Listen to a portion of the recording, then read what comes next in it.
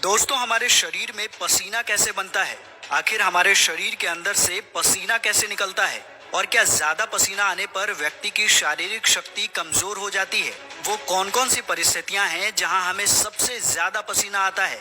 चलिए आज के इस वीडियो में हम आपको बताते हैं। दोस्तों, जब हम एक्सरसाइज करते हैं तब हमारे बॉडी के सेल्स में मेटाबॉलिक रेट बहुत ज्यादा बढ़ जाता है। माइटोकॉन्ड्रिया को ग्लूकोज और ऑक्सीजन लेकर बहुत ज्यादा एनर्जी बनानी पड़ती है। ये एनर्जी हमारे शरीर के टेम्परेचर को बहुत ज्यादा बढ़ा देती है, क्योंकि इस समय बहुत ज्यादा तेजी से सेल के मेटाबॉलिक क्रियाएं काम कर रही होती हैं। शरीर गर्म हो जाता है। ऐसी परिस्थिति में बहुत ज्यादा जरूरी है कि शरीर अपने इंटरनल बॉडी टेम्परेचर को तुरंत ही मेंटेन करे, नहीं तो हमारा ब्रेन और इंटरनल ऑर्गन बुरी तरीके से डैमेज हो सकता है। इसके लिए भी प्रकृति ने हमारे शरीर में हमारा कूलिंग सिस्टम हमें दे रखा है।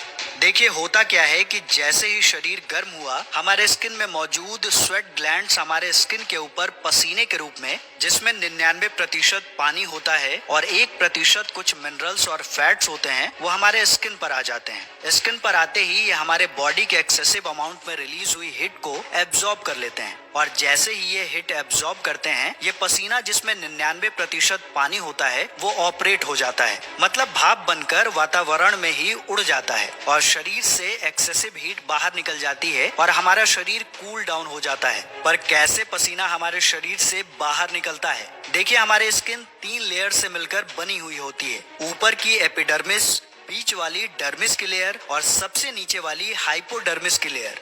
बीच वाली डर्मिस लेयर में ही हमारा स्वेट ग्लैंड होता है, यानी इसमें पसीना रिलीज करने वाले ग्लैंड्स होते हैं। इसमें जो स्वेट ग्लैंड्स होते हैं, उसमें ग्लैंड्स कोइल ट्यूब के रूप में डर्मिस लेयर में रहते हैं और इनके जो डक्ट होते हैं वो सीधे जाकर एपिडर्मिस के थ्रू हमारे स्किन के बाहरी वाले लेयर पर जाकर खुलते हैं। अब देखिए, ये स्वेट ग्लैंड भी हमारे स्किन में 2 प्रकार के होते हैं। ऐसा नहीं है कि सारे के सारे स्वेट ग्लैंड्स हमारे शरीर में एक जैसे ही होते हैं। देखिए, एक होता है एपोक्राइन स्वेट ग्लैंड। ये हमारे स्किन में उन जगह पर पाया जाता है जहां पर हमारे स्किन में बहुत ज्यादा बाल होते हैं, क्योंकि इन ग्लैंड के डक्ट सीधे जाकर हमारे हेयर फॉलिकल से होते हुए हेयर के जो पोर होते हैं वहां पर जाकर खुलते हैं, और इनसे निकलने वाला जो पसीना होता है वो वाटरी ना होकर थोड़ा मिल्की होता है, और ये सेक्सुअल अराउजल में बहुत ज्यादा मेजर रोल प्ले करता है। इनका आकार दूसरे स्वेट ग्लैंड की तुलना में ज्यादा बड़ा होता है और ये तब एक्टिव होते हैं जब हमारी जवानी आना शुरू हो जाती है, जब हमारे शरीर में सेक्सुअल हार्मोन बहुत ही तेजी से रिलीज होने लगते हैं। अब देखिए, हमारे शरीर में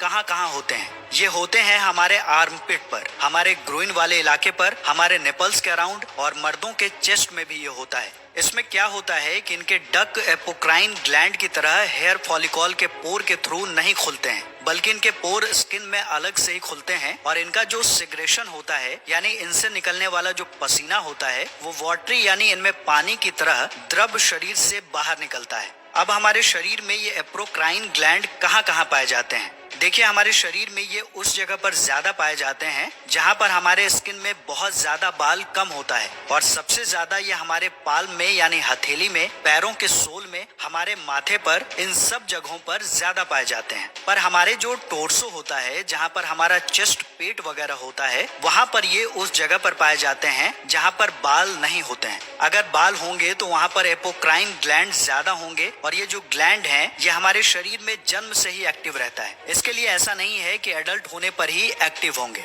हमें ये वाटरी पसीना हमेशा ही आता रहता है जब जब हमारा शरीर गर्म होता है। अब एपोक्राइन ग्लैंड काम कैसे करता है, चलिए जानते हैं। देखिए, जब हमारी पर्टिकुलर टिश्यू बहुत ज्यादा गर्म हो जाती है मेटाबॉलिक रेट की वजह से या फिर किसी एक्सटर्नल हीट की वजह से, तो होता यह है कि जब हाइपोथैलेमस हमारे पूरे शरीर को ऐसा सिग्नल देने लगता है कि ये स्वेट ग्लैंड एक्टिव हो जाए और हमारे शरीर को कूल करें। इसमें क्या होगा कि हमारे ब्लड वेसल्स डायलेट हो जाती है।